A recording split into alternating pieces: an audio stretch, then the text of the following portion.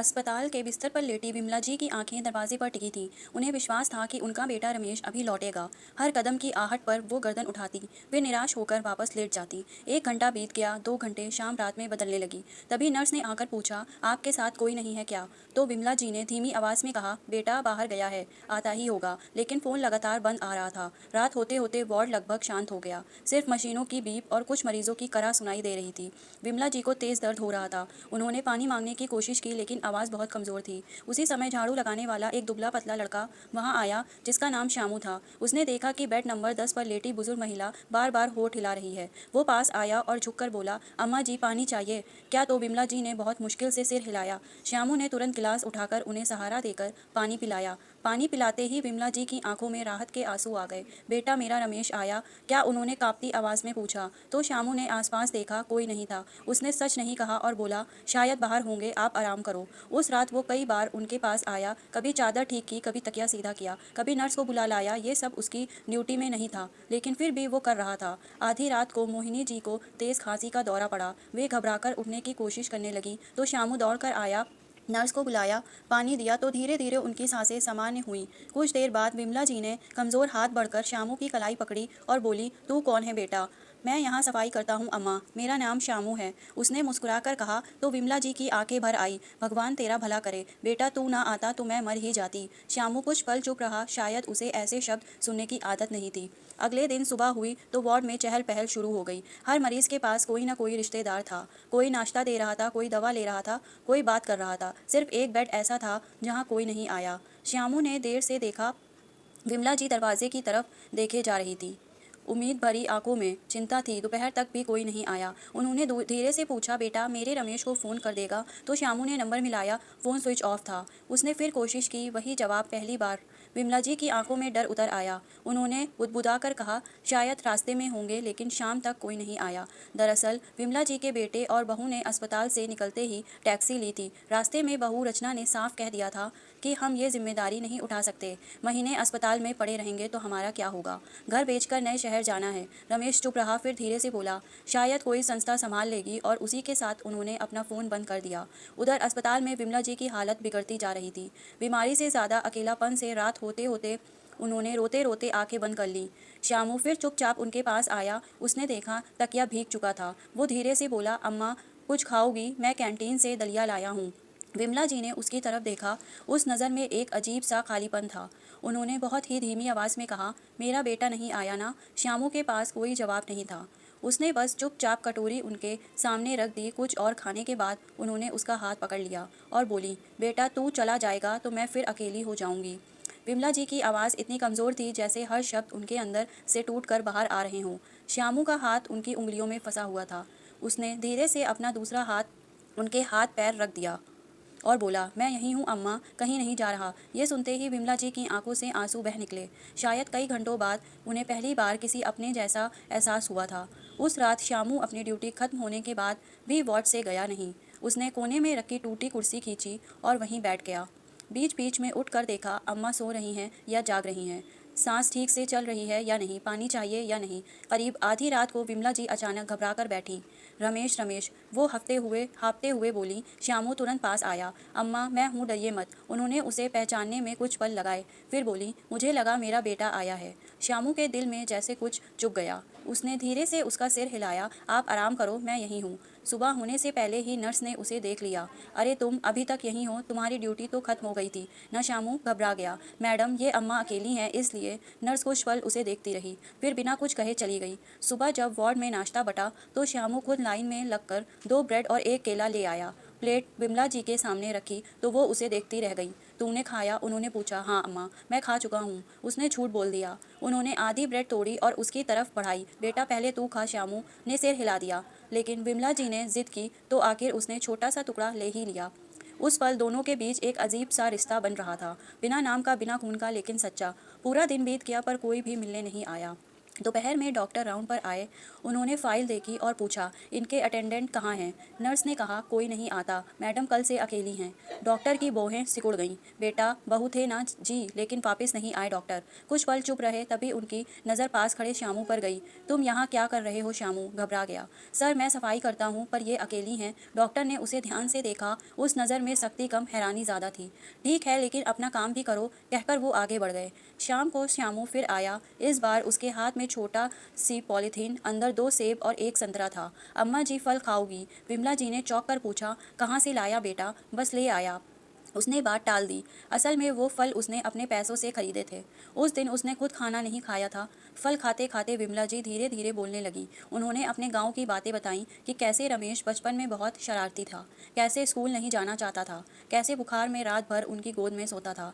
कहते कहते उनकी आवाज़ भर्रा गई। और आज पता नहीं कहाँ चला गया श्यामू। चुपचाप सुनता रहा। उसके चेहरे पर एक अजीब सी उदासी उतर रही थी। कुछ देर बाद उसने धीमे से कहा, अम्मा, मेरी माँ भी मुझसे ऐसे ही कहानी सुनाती थी। विमला जी ने उसकी तरफ देखा। कहाँ है तेरी माँ?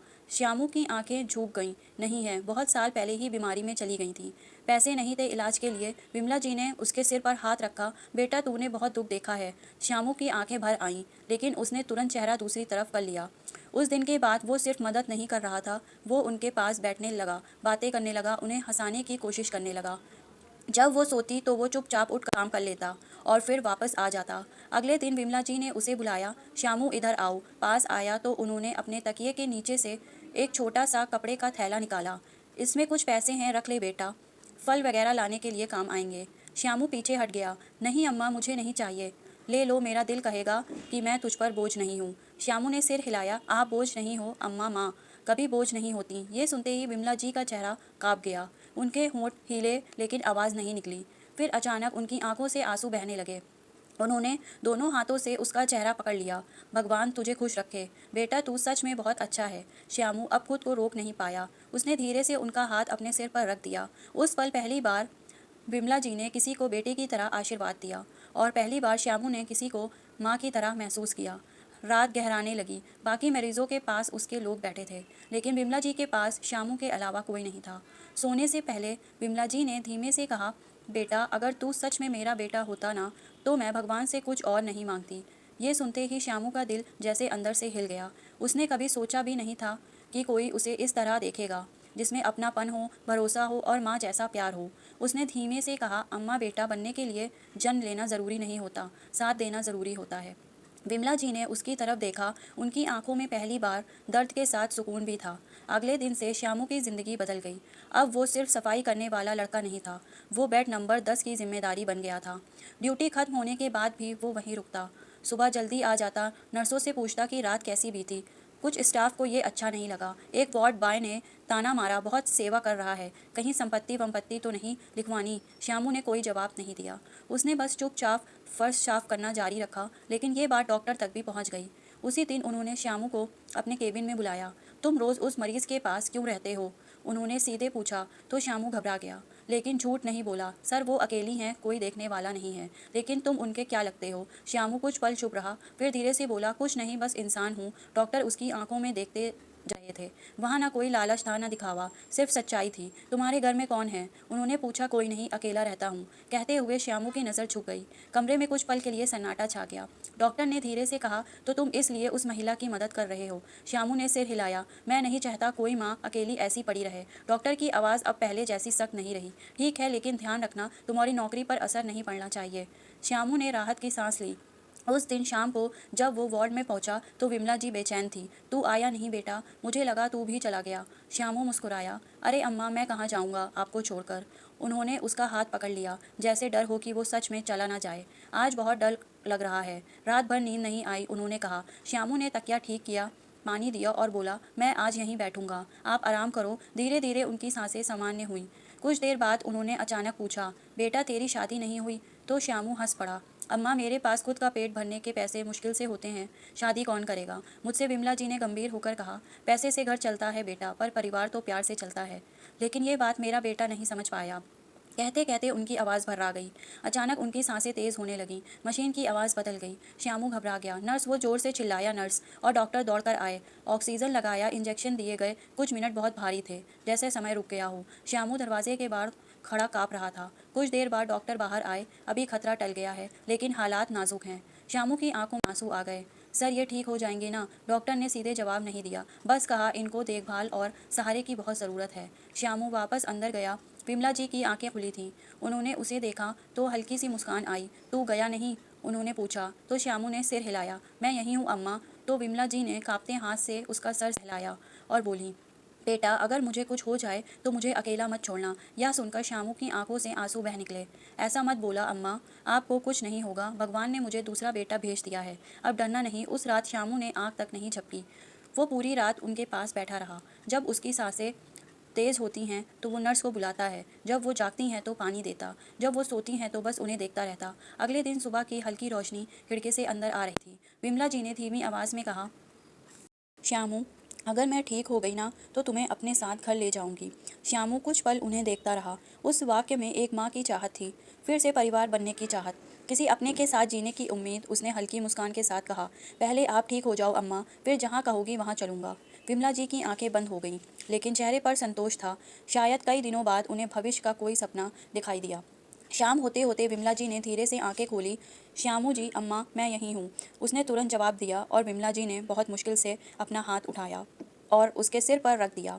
तूने जो किया वो मेरा अपना बेटा भी नहीं कर पाया। श्यामू की आंखों से आंसू गिरने लगे।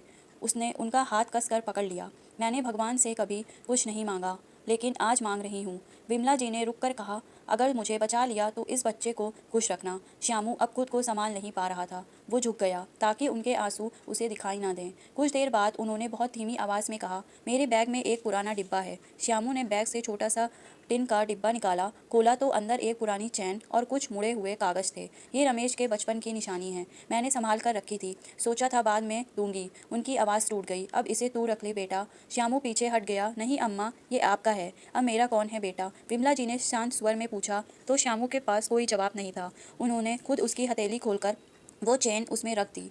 अब तू ही मेरा बेटा है। श्यामू फूट पड़ा। वो बेड के पास घुटनों के बल बैठ गया और उनके हाथ से अपना सर लगा लिया। रात धीरे धीरे बीतती गई। श्यामू ने उस चेन को अपनी मुट्ठी में कसकर पकड़ा हुआ था, जैसे कोई वादा कर रहा हो। सुबह होने से ठीक पहले विमला जी ने बहुत धीमी आवाज़ में कहा, श्यामू, अगर मैं बच गई ना तो तेरे साथ ही रहूंगी, कहीं नहीं जाऊंगी। श्यामू ने तुरंत उनके हाथ अपने दोनों हाथों में ले लिया। आप ज़रूर ठीक होंगी अम्मा, मैं कहीं नहीं जाने दूंगा आपको। उसकी आवाज़ काँप रही थी, लेकिन उसमें भरोसा था। ऐसा भरोसा जो शब्दों से नहीं, दिल से निकलता है। सुबह होते ही डॉक्टर फिर राउंड पर आए। उन्होंने रिपोर्ट देखी, फिर विमला जी की तरफ देखा। चेहरे पर हल्की सी आश्चर्य भरी मुस्कान आई। रात की हालत के बाद उनका स्थिर होना बहुत बड़ी बात है। उन्होंने श्यामू से कहा, तुम पूरी रात यहीं थे? जी सर, तुम्हें पता है मरीज़ की आधी बीमारी दवा से और आधी सहारे से ठीक होती है। तुमने इनका सहारा बनकर बहुत बड़ा काम किया है। श्यामू ने सिर झुका लिया। ऐसी तारीफ सुनने की आदत नहीं थी उसकी।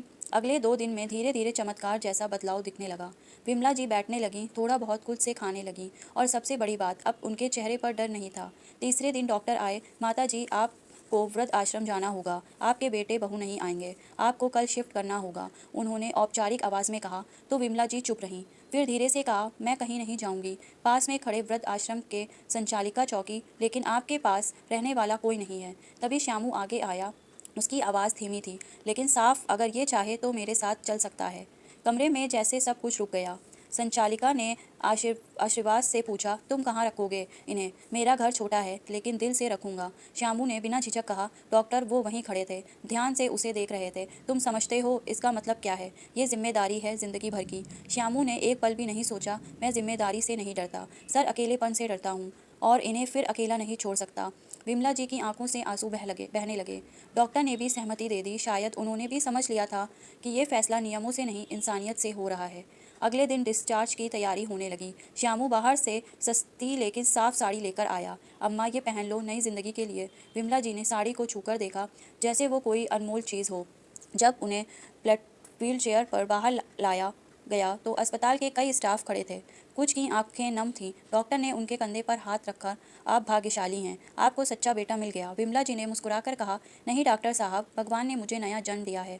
बाहर धूप हल्की थी। श्यामू ने धीरे से व्हीलचेयर आगे बढ़ाई। कुछ देर बाद वे उसकी झुकी बस्ती में पहुंचे। छोटा सा कमरा, टीन की छत, लेकिन अंदर साफ सफाई और सलीका था। श्यामू थोड़ा झिझका, अम्मा पर छोटा है। विमला जी ने चारों तरफ देखा, फिर मुस्कुराई। घर छोटा नहीं होता बेटा, दिल छोटा होता है, और तेरा दिल तो बहुत बड़ा है। उन्होंने खाट पर बैठते ही उसका हाथ पकड़ लिया। आज से तू अकेला नहीं और मैं भी नहीं। श्यामू की आंखें भर आईं। वो पहली बार खुलकर मुस्कुराया। कुछ दिन बाद तो विमला जी पूरी तरह संभल गईं। अब वो सुबह दरवाजे पर बैठकर लोगों से बातें करती, बच्चों को आशीर्वाद देती, श्यामू के लिए खाना बना देती। अब दोनों ने बिना किसी दर्द, बिना किसी डर के एक साथ जीना सीख लिया था। जिस माँ को उसके अपने छोड़ गए थे, उसे एक अनजान बेटे ने जिंदगी दे दी। जिस बेटे ने माँ खो दी थी, उसे एक अनजान माँ मिल गई। दोस्तों, कभी कभी भगवान रिश्ते नहीं बनाता, बस समय पर उस इंसान मिला देता है। इसलिए ज़रूरी नहीं कि खून के बने रिश्ते ही साथ निभाए जाएं। दिल से बने रिश्ते भी कभी टूटते नहीं। माँ बाप को बोझ समझने वाले शायद ये भूल जाते हैं कि आज जो खड़े हैं उन्हीं के बदौलत खड़े हैं।